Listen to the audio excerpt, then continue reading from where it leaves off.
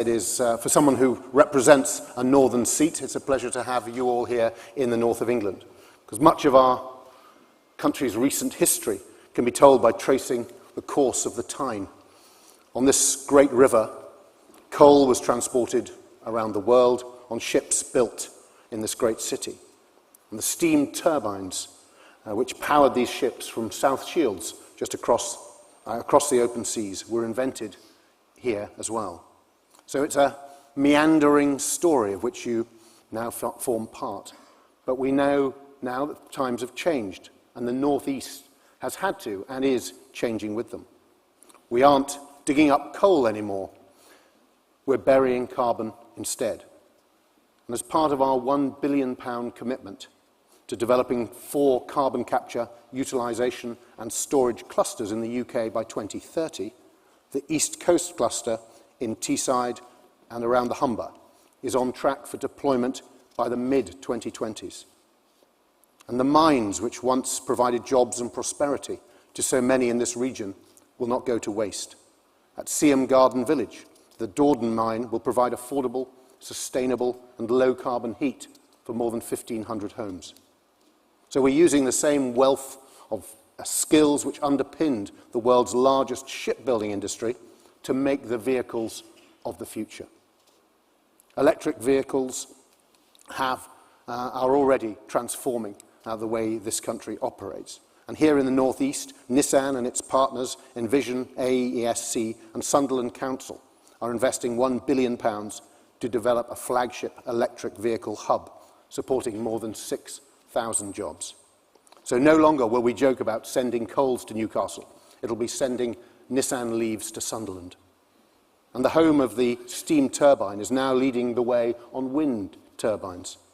Further down the coast, in Hull, Siemens Gamesa plans to invest an additional £186 million to manufacture the next generation offshore turbine blades.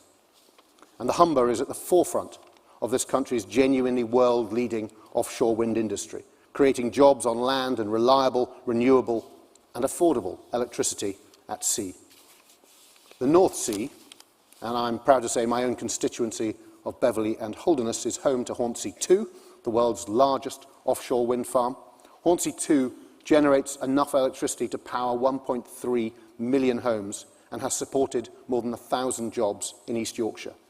And from conversations with my constituents, I can personally testify to the extraordinarily energising effect that this has had on the local economy.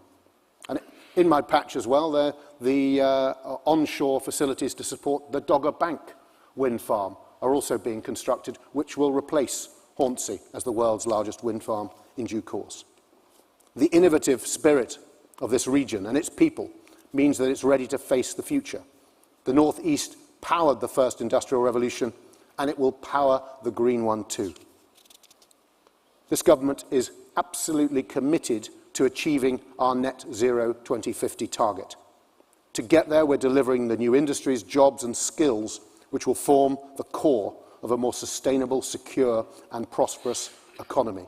This is, of course, underpinned by law in the form of the Climate Change Act and has cross-party and cross-parliamentary support as well. So you can be sure that in this country, our journey to net zero is underpinned both by legislation and political will. But taking the example of offshore wind, between 2010 and 2020, the UK sector attracted more than half of all new investments in that sector, making us the leading market for capital spending commitments. But we aren't, you'll be pleased to hear, resting on our laurels, as I hope this event attests. We've set our sights high with an ambition of 50 gigawatts of installed capacity for offshore wind by 2030. It's a Herculean task, but through close collaboration between government and industry, we will get there together. From the Humber to the Tees and the Tyne, private companies expect £155 billion of investment just in wind. This means almost 100,000 people employed by 2030, building new turbines in new factories and shipping them from newly upgraded ports. This year's auction for Contracts for Difference, the government's flagship renewable energy scheme now being copied around the world, was by far the most successful one yet.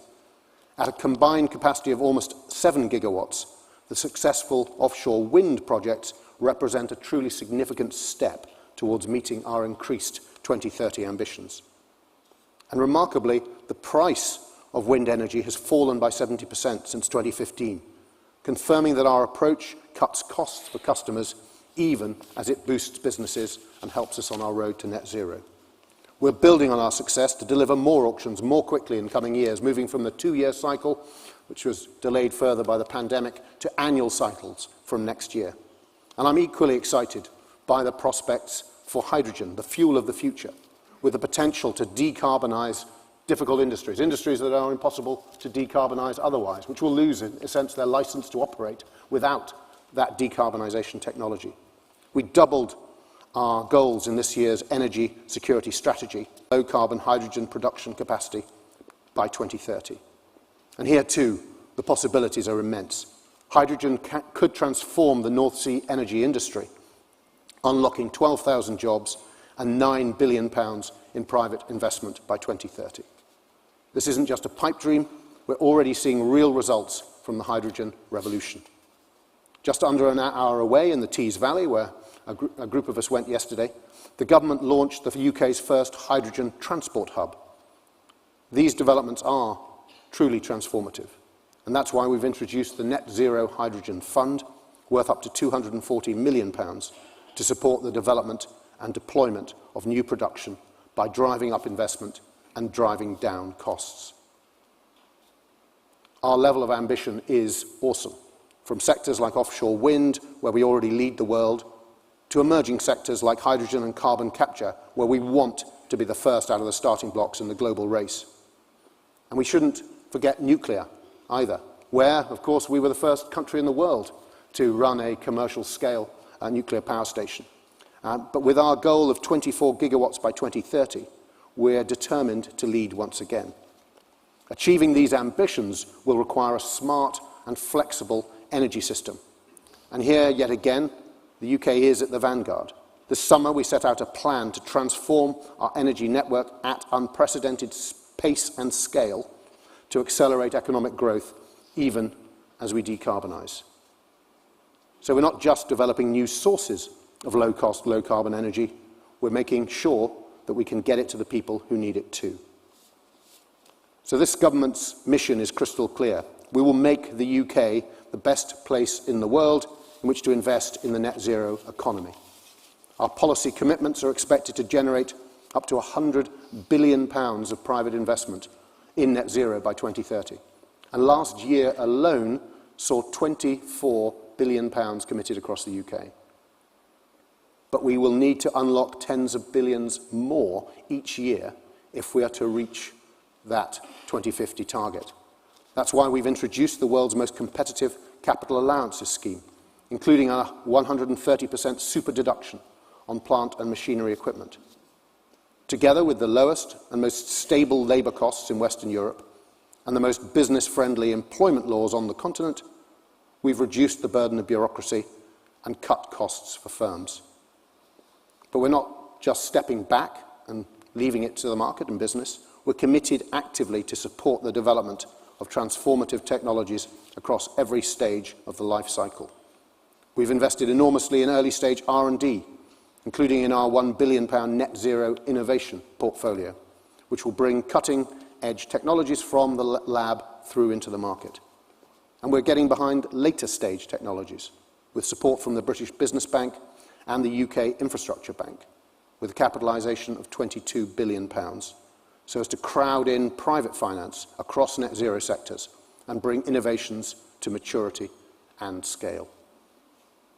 Now, some have said that green growth is a contradiction in terms, but we know that it's possible when the public and private sectors partner to power progress. And it's not just a possibility. It's already a reality right here in the North East and in the pioneering endeavours of so many businesses here today. Our achievements so far, I modestly say, are astonishing. Over the last 3 decades, we've cut greenhouse emissions by 40%, even as we've grown the economy by more than 70%. We've still got a long way to go, but the innovative spirit which I can see so much of in this room, in the room before me, gives me complete confidence that we'll get there. And I'm grateful to all of you for turning up today, and I look forward to meeting and talking